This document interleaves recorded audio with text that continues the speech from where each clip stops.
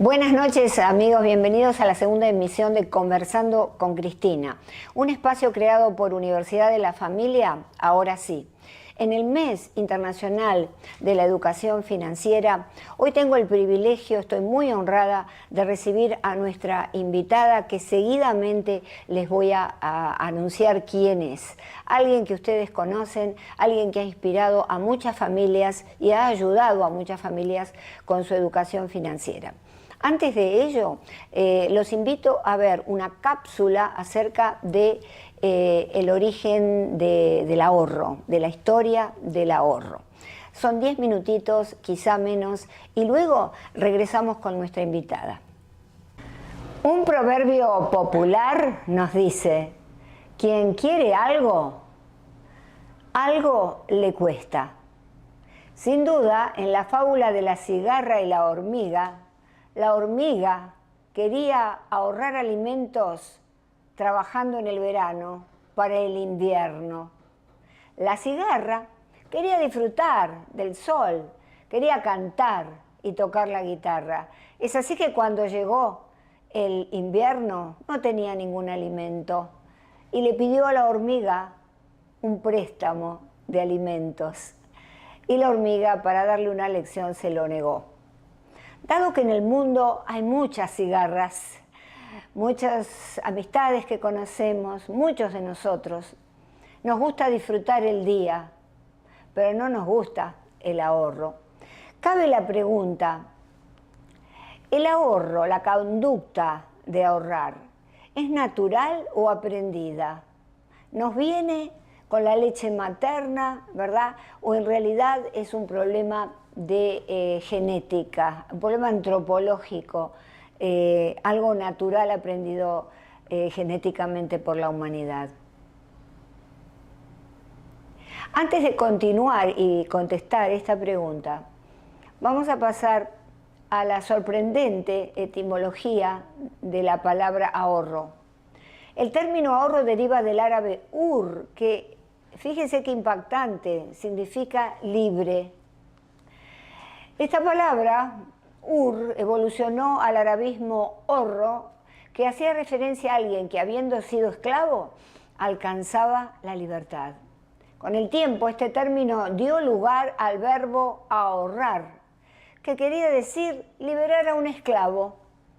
En la Edad Media significaba ahorrar, liberar a alguien de una carga, por ejemplo, una deuda.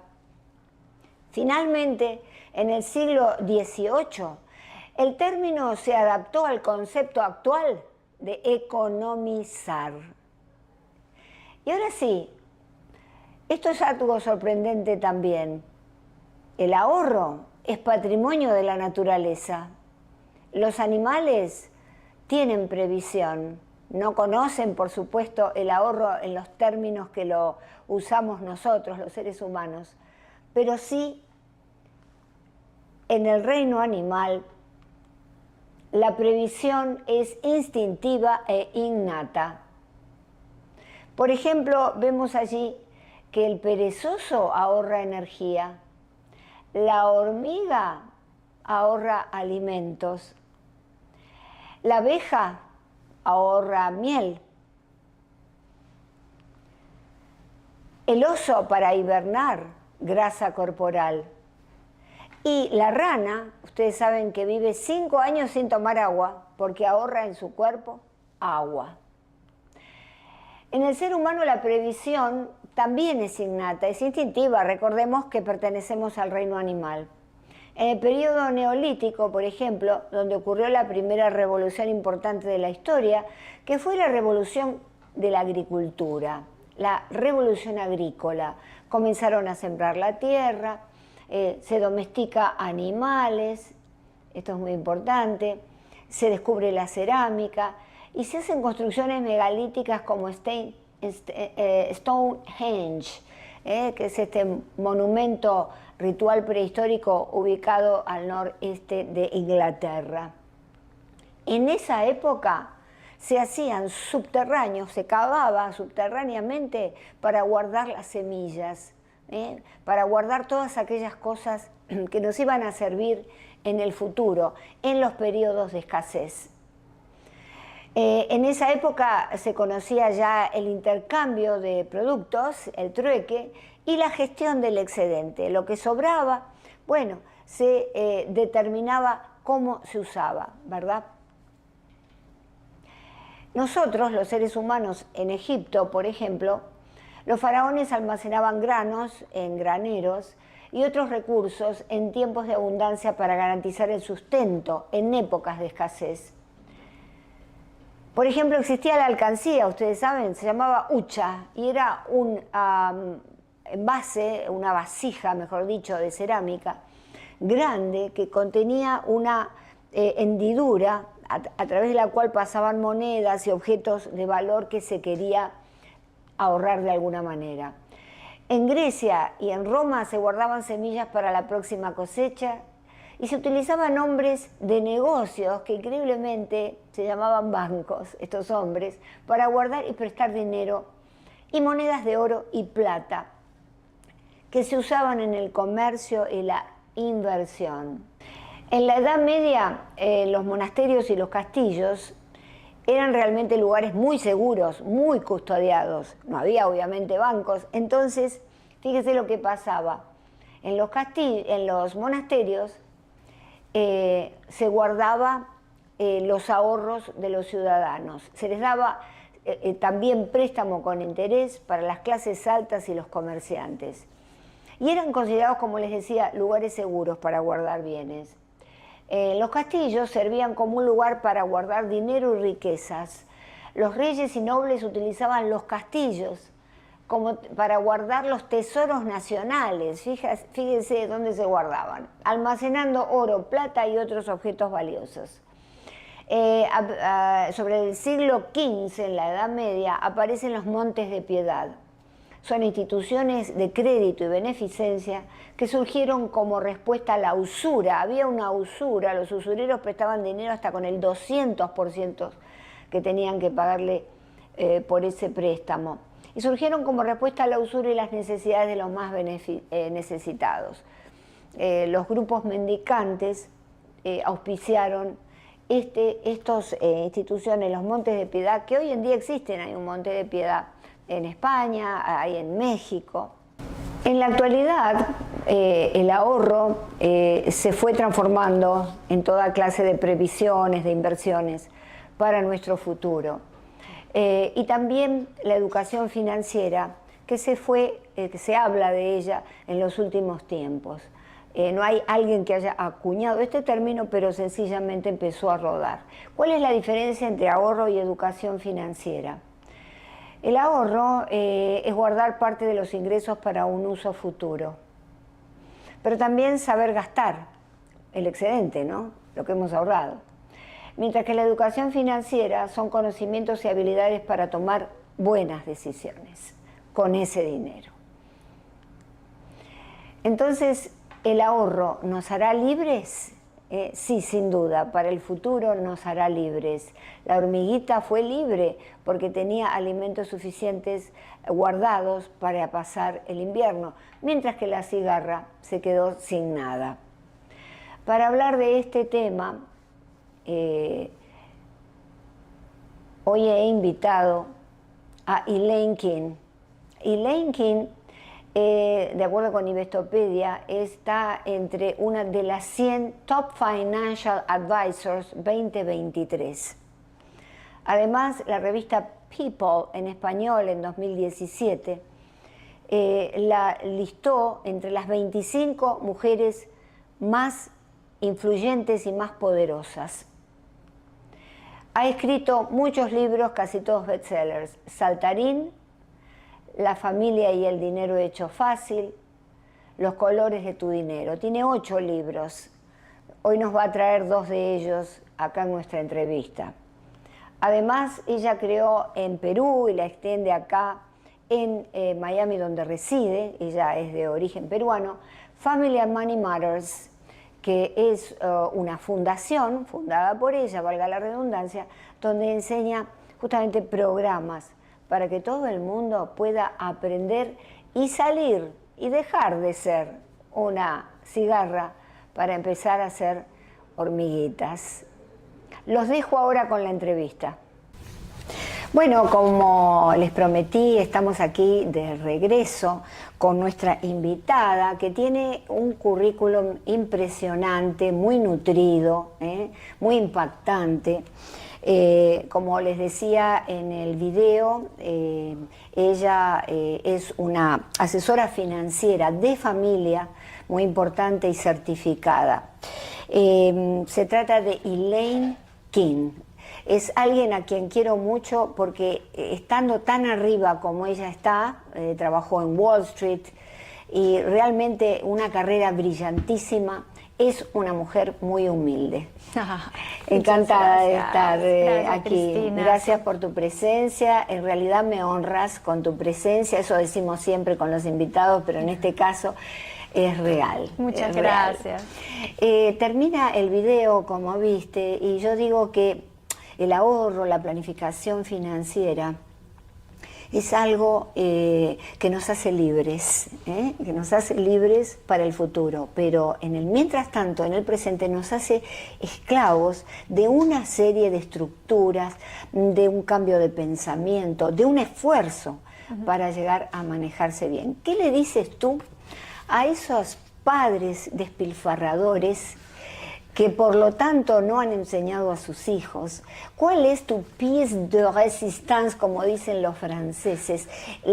La frase inspiradora, el consejo inspirador para que cambien esa forma de ser. Mira, Cristina, una de las cosas más importantes para esas familias despilfarradoras sería que se pongan a proyectar si es que quieren ser realmente un peso para sus hijos cuando sean viejitos, si quieren morir solos y pobres, si quieren, si quieren que el dinero les controle sus vidas. Muy bueno. Porque hay algo tan triste que mucha gente no lo ve porque cuando uno está viviéndolo, pero mucha gente decide su destino, su carrera, su profesión, lo que va a hacer mañana por el dinero. Y yo quiero que la gente realmente tenga el control del dinero para que ellos mismos controlen su destino. Entonces, ¿qué le podría decir? ¿Quieres ser esclavo del dinero por el resto de tu vida? ¿Sí? Ok, sigue despilfarrando y a ver quién te va a cuidar después. Una de las cosas que yo puedo recomendar a las personas es que vean el dinero como su amigo, no su enemigo. Exactamente. Tú sabes que en el video, bueno, lo has visto, la etimología de ahorro significa libre, porque viene de del árabe, libre. Entonces me parece fabuloso que el ahorro nos haga libres para el futuro. Pero todo esto que tú le dices que es importante. Sí, claro. El ahorro yo creo que te da alas. El ahorro, y es algo que uno necesita saber, que nosotros como seres humanos no nacemos con esa gratificación pospuesta. Nosotros desde la época de los cavernícolas teníamos sed, tomábamos agua. Teníamos hambre, matábamos a una bestia. Y ahora lo que tenemos que hacer es decir, ok, este no es el mundo que vivíamos antes. Necesitamos pensar para el futuro, porque el mundo ha cambiado y no hay muchas generaciones que han tenido esa experiencia. Porque la última vez que miré ayer, justo estaba mirando el tema de las mujeres, que en los 70 recién las mujeres pueden tener crédito, que en los 60 recién las mujeres se pueden separar, que recién en los 50 pueden tener derecho de votación. Entonces el mundo está cambiando tan rápido y hay que adaptarse rápidamente porque no estamos viviendo en las cuevas ya. Claro, y con todo el tema del ahorro y de la previsión es un poco también innato. Se trataba de tener previsión para guardar alimentos, para almacenar, ¿verdad? Yo creo que eso es algo evolutivo, sí, pero que con el tiempo lo hemos perdido, como tantas cosas buenas que en las civilizaciones fuimos perdiendo. Claro. ¿No? ¿Por qué crees tú que, por ejemplo, les cuesta tanto a los niños ahora, a los centennials, poder ahorrar o planificar? Porque hay tantas facilidades de crédito ahora y hay tantas facilidades de cosas de que, si no te alcanza no pasa nada, te lo pagas en 12 cuotas o 15 cuotas, pero eso no es la responsabilidad. La responsabilidad es no pasar la tarjeta si no tienes el dinero. Muy Antes bueno. te dicen, sí, mañana otra tarjeta, esa tarjeta paga con otra tarjeta, eso es terrible. Lo que tienes que hacer es regresar a la base, a la fundación, que es tener salud financiera. Y salud financiera no es cuánto dinero tienes, sino que bien puedes dormir de noche porque no le debes a nadie. Entonces yo que nací en Lima y crecí en inflación, sé más o menos, tuve la suerte de aprender con mis padres, que el ahorro no es un lujo y no es una opción, el ahorro es una necesidad. Porque así como los campesinos en la época de hace 100 años, de ahí viene el dicho, hay que guardar pan para mayo, porque los campesinos a veces no sabían si la cosecha iba a salir, y en mayo era esa época. Entonces tenían que guardar pan, porque si no tenían dinero, comían el pan.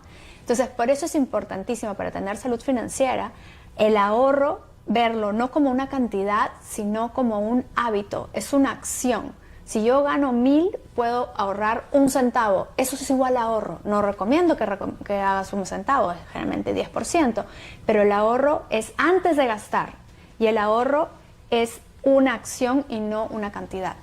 Todos podemos ahorrar. Me encanta algo que tú dices y es cómo partir en un cuarto es $1 o en 4 partes. Coméntame, para enseñarle a los niños. Claro, los niños y los niños chiquitos y los niños grandes también. Los niños de todas las edades. Entonces, imagínate $4. $1 es para usar, para gastar, $1 es para ahorrar, $1 es para crecer y $1 es para compartir. Atención, esto hay que grabarlo. Para todos ustedes. ¿Y por qué? Porque no podemos ahorrar todo el dinero, porque entonces los niños crecen con culpa de gastar. No podemos crecer todo el dinero porque igual tenemos que compartirlo, también tenemos que comer y usarlo, también tenemos que ahorrarlo. Entonces, esa es la clave de la planificación financiera. 4 partes. Y uno debería tener esas 4 partes en diferentes proporciones. Otra cosa que me impresionó, que estuve escuchando algunas de tus declaraciones y tus conferencias, es la infidelidad financiera en la pareja. Coméntame esto, que es sumamente útil saber lo que tú piensas y cuál es la manera de superarlo. Sí, claro. A veces la gente dice infidelidad financiera es una causa o cómo funciona. Sí. Entonces la infidelidad financiera nace, yo pienso, es que todos tenemos diferentes personalidades frente al dinero. Algunos somos gastadores, algunos ahorradores, algunos inversores, algunos nos encanta dar. Y tenemos que entender ese concepto. Entonces, si tenemos una pareja, porque las parejas se atraen opuestas a esas personalidades. Entonces, por ejemplo, si yo soy ahorradora, yo en realidad no es que si yo soy ahorradora y yo me casé con un gastador. Entonces, así es como yo empiezo esa teoría, porque digo, ¿qué es esto? Entonces, él gasta, pero él demuestra su cariño gastando y yo demuestro mi cariño ahorrando. Entonces, para Valentine's, el 14 de febrero, yo le regalo una cuenta de ahorros grandota para los dos, para cuando estemos viejitos. ¡Ay, qué bueno! Y el Valentine's me regala, no sé, algo de la casa que no está en el presupuesto, pero digo, no importa. Me está demostrando su cariño con un mueble nuevo, por ejemplo, ¿no? Y yo con esto. Entonces, hay que entender eso. Pero la gente que no entiende eso tiene que engañarse. O sea, al no comprender, dices, mi esposo está gastando, entonces yo voy a empezar a esconder cosas en mi closet y voy a decirle que esto no costó 100, que costó 10. O le voy a empezar a engañar y le voy a decir que me invitaron a unas vacaciones y no las tuve que pagar, porque entonces yo sí estoy gastando, yo sí tengo más dinero, pero no se lo quiero enseñar. O si mi esposo está muy gastador, entonces yo le puedo decir cosas que pueden crear una infidelidad financiera, porque dices, si tú no confías en mí, yo no confío en ti, el día de mañana es como sacarle la vuelta a una persona, en lugar de físico es financieramente. Entonces yo lo que recomiendo para evitar esa infidelidad financiera es hacer un plan juntos. Eso no quiere decir juntar el dinero de él y el dinero mío, no. Eso quiere decir juntar todo lo que tiene que ver con el techo y la economía de la familia, pero del día al día.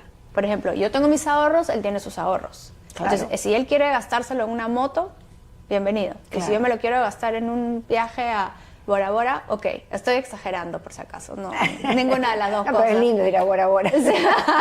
En un helicóptero, ese tipo de cosas. Pero siempre primero es la economía del hogar. Y decir, a ver, cariño, ¿cuál es tu meta? ¿Qué es lo que tú quisieras hacer? Yo me quiero hacer, y yo también. Ok, entonces pongámosle numeritos. Y cuando le ponemos numeritos es cuando hay más armonía en la pareja.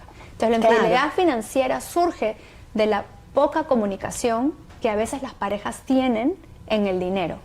Es decir, que aquellas integrantes de la pareja, generalmente somos más las mujeres, que ocultan las cosas en el closet. El consejo es salir del closet y hablar con la pareja para llegar a un acuerdo, ¿verdad? Exacto. Cuéntame un poquitito acerca de tus libros, que yo veo que están allí. Bueno, casi todos los libros, como les decía en la presentación de Ilén, han sido bestsellers. Es decir, que estamos hablando de alguien de una talla literaria muy elevada, ¿verdad? Entonces, muéstrame esos dos libros. Veo que uno es el primero que salió, Saltarín. que Saltarín era chiquito, Sí, ¿no? sí. ¿Y el otro? El otro es Saltarín cuando ya está más adolescente o está ya más grande. Entonces, en realidad he escrito 8 libros Sí. y he escrito libros para todas las edades, pero estos 2 libros los quise traer ahora para enseñarles a todos ustedes lo importante que es la educación financiera, y a veces los padres me dicen, pero Ilén, ¿cómo empiezo a hablar con un niñito de 5 años? ¿O cómo le hablo a un niño de 8 años? Entonces, Saltarín tiene más o menos 7 años en el primer libro. Él vive en Ecuador, Ay, en la qué isla lindo. Galápagos. Ay, qué hermoso. Y sus papás le dicen, Saltarín, ¿qué estás haciendo con las semillas? Lo que tienes que hacer, estás jugando con las semillas, porque hay mucha abundancia en ese momento. Entonces, los papás le dicen, Saltarín, tienes que hacer un poco de semillas para que te las comas, unas para que las guardes, una para que las siembres y crezcas más semillas, y otras para que compartas con los que no tienen semillas.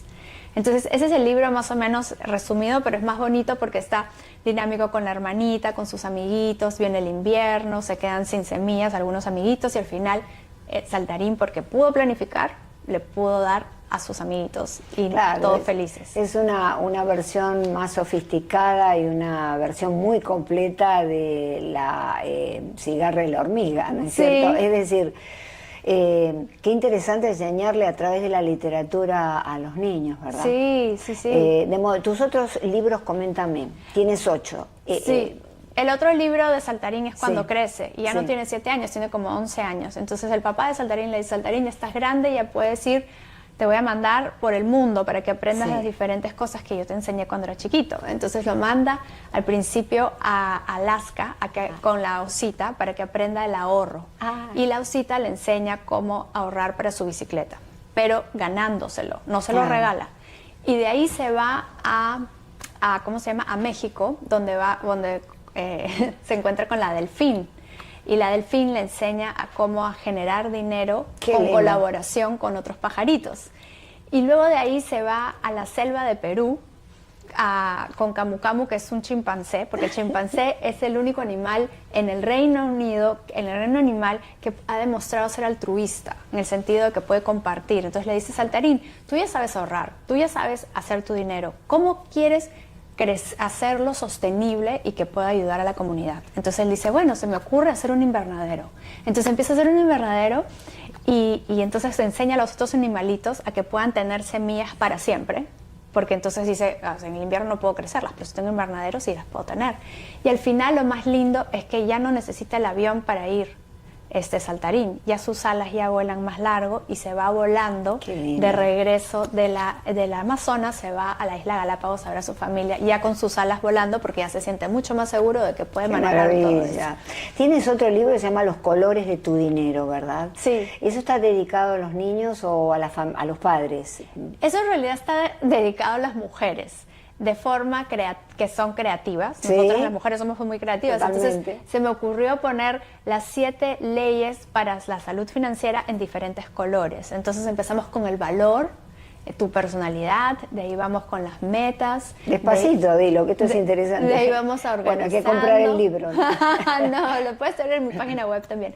Organizarse, luego cómo te gusta guardar dinero, porque algunas personas es gastando menos, algunas es ganando más, algunas es guardando sus regalos, algunas son vendiendo cosas.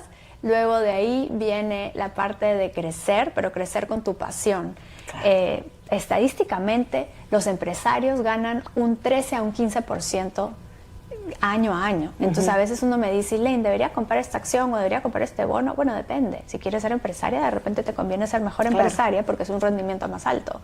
Igual al final es diversificar, ¿no? Y finalmente, el último color es amarillo, que es el compartir y proteger. que yo creo, y le pongo ese ingrediente, es como mi receta financiera. Todas mis recetas financieras tienen la parte de impacto social, porque yo creo que aquí venimos sin nada y nos vamos sin nada y necesitamos, aunque sea dar. Si no es cantidad, es calidad y conocimiento. Exacto. ¿Por qué crees tú que la generación de los millennials están tan desilusionados del ahorro, desilusionados del trabajo fuerte y quieren armonizar un poco más entre el trabajo y el placer? Es decir, ya no están desesperados como nuestra generación, ¿verdad? La mía en particular, la tuya es otra, en donde la cultura del trabajo era lo más importante, había que trabajar, había que ahorrar, y ahora ellos están priorizando un poquito más el bienestar, el placer. Sí, yo creo que ese es el resultado de sus padres. Claro. Yo soy la generación Muy más... bueno. Sí, yo soy la generación más joven, digamos, porque mi mamá tenía 18 años o 17 cuando yo nací. Entonces mi mamá es una boomer que no estuvo en el concierto de Woodstock, pero básicamente lo entiendo. es de esa época. Entonces, a mí me crió cuando yo era joven, entonces a mí me crió con la enseñanza, la estructura, la disciplina. Sin embargo, sus amigas esperaron un poco más de años de tener a sus hijos, que esos son los millennials, Sí. y entonces ellas ya tenían más auge, digamos, más abundancia, y los criaron no diciendo esto va a costar, el dinero es difícil de hacer, sino no te preocupes, ¿no quieres comer? Ay, no te preocupes, yo te voy a hacer otra cosa. Sí, Entonces, bueno. más acomodados, digamos. Entonces, muchas de mi generación, de personas de mi edad o hijos de mi mamá, de amigas de mi mamá del colegio, han crecido más ahogados, ¿cómo se dice? Sí, más holgados. cómodos. Más holgados, más cómodos. Más cómodos por el tema en el ambiente que crecieron, porque ellos, las mamás, no querían que sus hijos sufrieran tanto como sufrieron sus padres en esa época cuando venían los hijos de la guerra, los hijos de la depresión, Claro. todo eso. Entonces, no, mi hijo no va a tener que trabajar, no, mi hijo no va a tener que salirse de la casa, no, mi hijo yo le voy a seguir lavando su ropa. No, es que ese es un daño, en realidad. Esa es otra conversación. Sí, pero ese es un daño. pero tengo justamente una pregunta en relación con esto, porque te escuché decir que los padres, el rol de los padres no es hacer felices a los hijos. A ver, explícame, está interesante. El rol de los padres es darle las herramientas para que sus hijos puedan ser felices por ellos mismos, porque nosotros no somos inmortales y nosotros no vamos a estar aquí toda la vida. Exacto. Y tampoco vamos a tener la fuerza que tenemos ahora. Entonces tenemos que darle esas herramientas, y una de esas herramientas se llama educación financiera. Educación financiera es darle todo ese conocimiento de que ahorrar antes de gastar, de crecer con tu pasión, y que el dinero tiene que tener propósito, porque si el dinero no tiene propósito es como irte a un buffet y comer lo que puedas, te llenas en digestión y se te fue la oportunidad de tu vida del buffet. Claro. O el tiempo, ¿no? No sé, los fines de semana, a veces si uno no planea el fin de semana, bueno, tú sabes mejor que yo, si uno no planea, que tú lo tienes bien planeado, pero una persona que no planea y dice, me voy a quedar en la cama, o no voy a hacer nada, o voy con el viento. Bueno, ¿qué hiciste el fin de semana? Ni siquiera vas a acordar. Claro. Entonces uno siempre tiene que planear su día, porque si no, la vida se pasa rápido. Claro.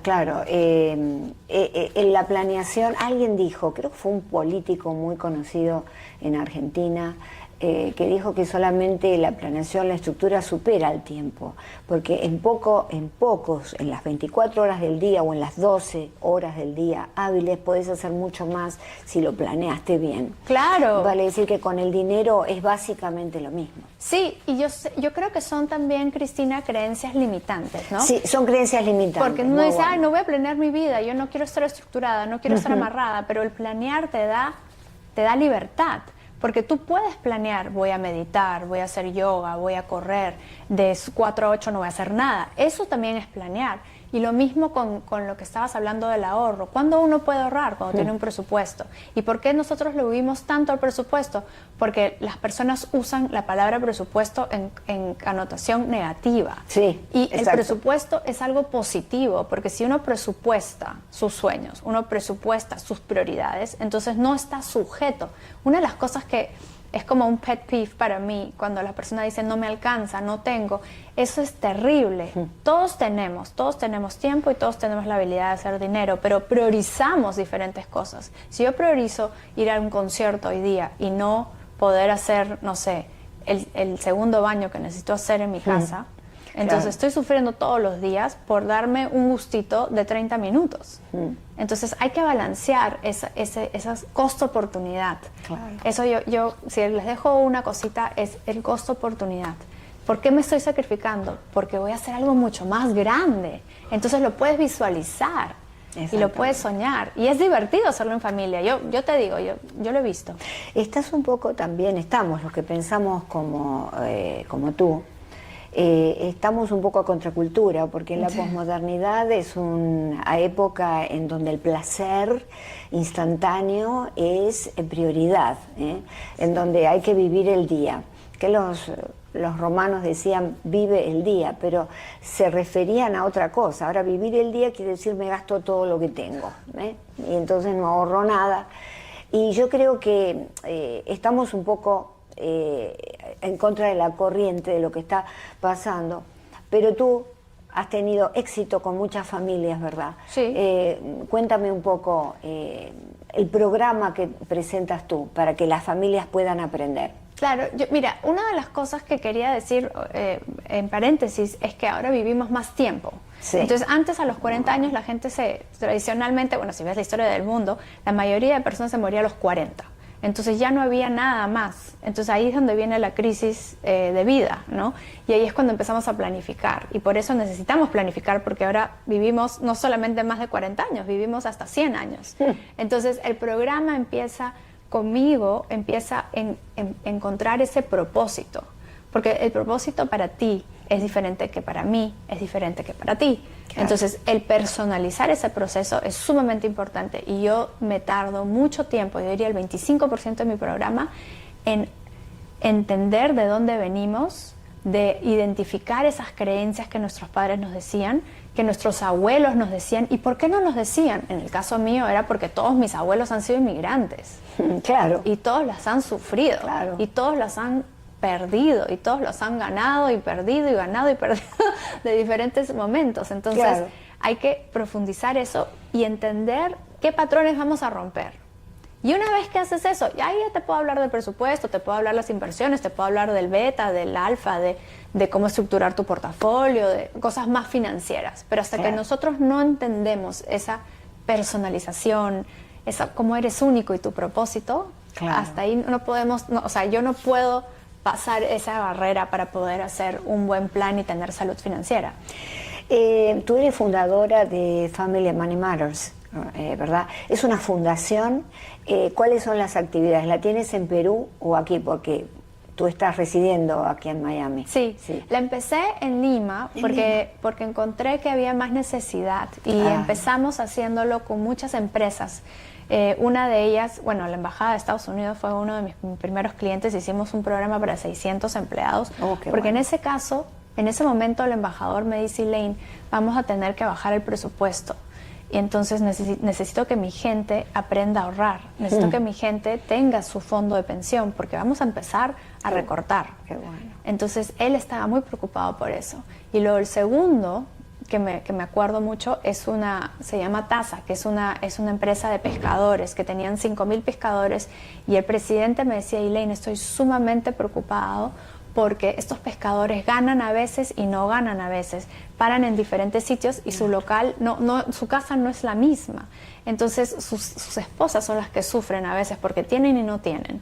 Entonces lo que hice fue entrenar a los supervisores para que los supervisores entrenen a los pescadores, porque yo no tenía ese lenguaje o no tenía ese acercamiento. Entonces le di todas las herramientas, así como un padre, ¿no? Claro. Le das las herramientas a los padres para que se las den a sus hijos. Entonces, es el mismo sistema, tú entiendes el tema de psicología muy bien, sí, el sistema familiar. Sí. El sistema familiar se rubrica en la casa, en el trabajo, sí, ¿no? Y con tus amigos. Entonces, esa es la forma de hacerlo, es fortalecer ese grupo de soporte que tienes, de amigos, de trabajo. De pertenencia, claro. Y que sea de salud financiera. Claro. Porque yo creo que la salud financiera se contagia. Sí. Esa es mi forma. Bueno, esa es la gran esperanza, que así sea, pero yo creo que tú eres un ejemplo de que se puede hacer. Sí, ¿Por sí. qué? Porque lo has hecho ya con empresas importantes. Aquella persona que quiera conectar contigo, empresas particularmente, o familias, ¿dónde te puede encontrar? En la página web, Elaine King, que se escribe Elaine King, K-I-N-G, o en LinkedIn, que en LinkedIn también puede ser, empresas, personas. A mí me encanta poder ayudar a las familias a hacer del dinero una fuerza positiva en su vida, que esa es mi misión de vida. Claro. ¿Cómo te surgió la vocación en tu infancia, en tu adolescencia, por el ahorro y por todo este tema de la educación financiera? Yo creo que somos el resultado de nuestras experiencias. Y en mi caso hubieron varias cosas, te las voy a resumir en 3 quizás. Una de ellas es que mis padres eran jóvenes, entonces aprendimos juntos. Qué ¿no? bueno. Lo segundo fue que mi papá trabajaba en una empresa multinacional y cada 2 años teníamos que cambiar de país y de cultura y de idioma. Entonces me volví altamente adaptable, que eso es algo bueno. Sin embargo, sufrí mucho con las letras, porque era francés, inglés, español. Claro. Pero lo seguro eran los números. Entonces me volví buena, o sea, era como esto es sobrevivencia, ¿cómo sobrevivo? Con números. Claro. Y hasta los exámenes para entrar a la universidad, todo perfecto en matemáticas, pero en inglés batallé hasta el final. Eso es el segundo. Y lo tercero fue que a mí me encanta ayudar.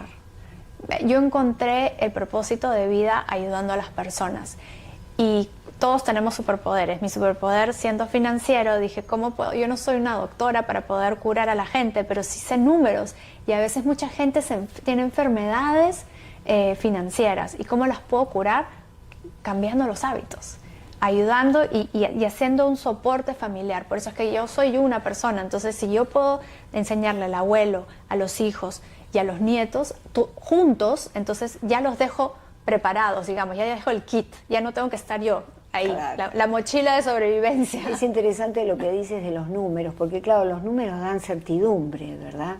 Mientras que las palabras son multivocales, pueden tener varios significados difíciles de incorporar, y el número es algo exacto.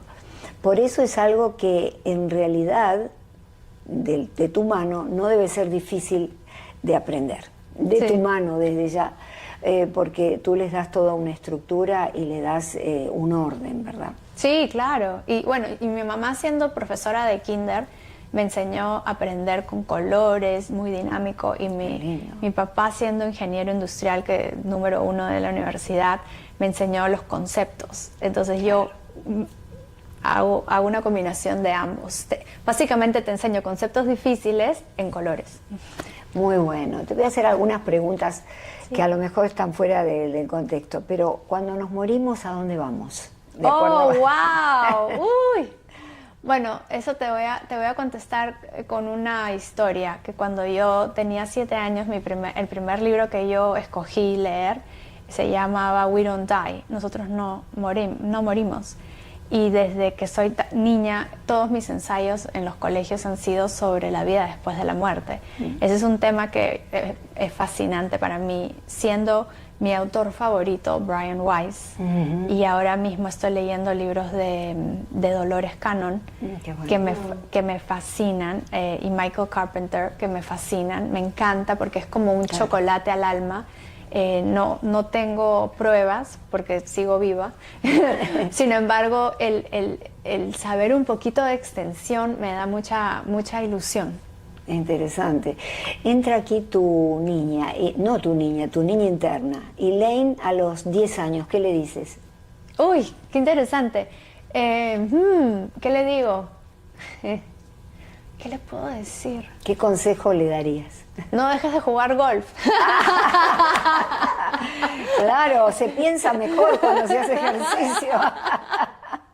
Es cierto. No te preocupes tanto, no dejes de jugar golf. Claro, porque a veces uno le puede decir a ese niño que fue cosas para no sufrir, porque a lo mejor uno está sufriendo cosas y las puede modificar. Sí, de esa manera, hablándole a ese niño.